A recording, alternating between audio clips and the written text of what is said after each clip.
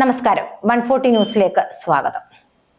അടുത്ത 2 പതിറ്റാണ്ട് കാലത്തേക്കുള്ള ഇന്ത്യയുടെ ആഭ്യന്തര സുരക്ഷാ തന്ത്രം അവതരിപ്പിച്ച കേന്ദ്ര ആഭ്യന്തരമന്ത്രി അമിത് ഷാ 2047ഓടെ ഇന്ത്യയെ വികസിത രാഷ്ട്രമാക്കി മാറ്റുക എന്ന ലക്ഷ്യം ശക്തമായ ആഭ്യന്തര സുരക്ഷയുടെ അടിത്തറയിൽ മാത്രമേ സാധ്യമാവുന്നുവെന്ന് അമിത് ഷാ പറഞ്ഞു.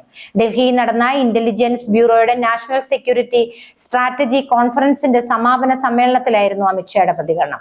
നുഴഞ്ഞുകയറ്റം, ഭീകരവാദം, മയക്കുമരുന്ന് കടത്ത് തുടങ്ങി ഉയർന്നുവരുന്ന സുരക്ഷാ ഭീഷണികൾ മുൻകൂട്ടി തിരിച്ചറിഞ്ഞ് പ്രതിരോധിക്കണമെന്ന് അദ്ദേഹം സുരക്ഷാ ഏജൻസികൾക്ക് നിർദ്ദേശം നൽകി.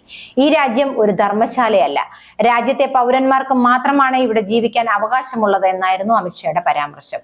നുഴഞ്ഞുകയറ്റക്കാർ രാജ്യസുരക്ഷയ്ക്കും സാമ്പത്തിക സുസ്ഥിരതയ്ക്കും ജനസംഖ്യാപരമായ സന്തുലിതാവസ്ഥയ്ക്ക് ഭീഷണിയാണെന്നും അദ്ദേഹം പറഞ്ഞു. ദേശസുരക്ഷ സാമ്പത്തികവും സാമൂഹികവുമായ പുരോഗതിയുമായി നേരിട്ട് ബന്ധപ്പെട്ടിരിക്കുന്നുവെന്നും ആഭ്യന്തര സുരക്ഷ ശക്തിപ്പെടുത്താതെ വികസിത ഇന്ത്യ എന്ന ലക്ഷ്യത്തിലേക്ക് എത്താനാകില്ലെന്നും അമിത് ഷാ വ്യക്തമാക്കി. അടുത്ത 15 മുതൽ 20 വർഷത്തേക്ക് രാജ്യസുരക്ഷയെ ബാധിച്ചേക്കാവുന്ന പ്രശ്നങ്ങൾ ഇന്റലിജൻസ് സുരക്ഷാ ഏജൻസികൾ മുൻകൂട്ടി കണ്ടെത്തണം.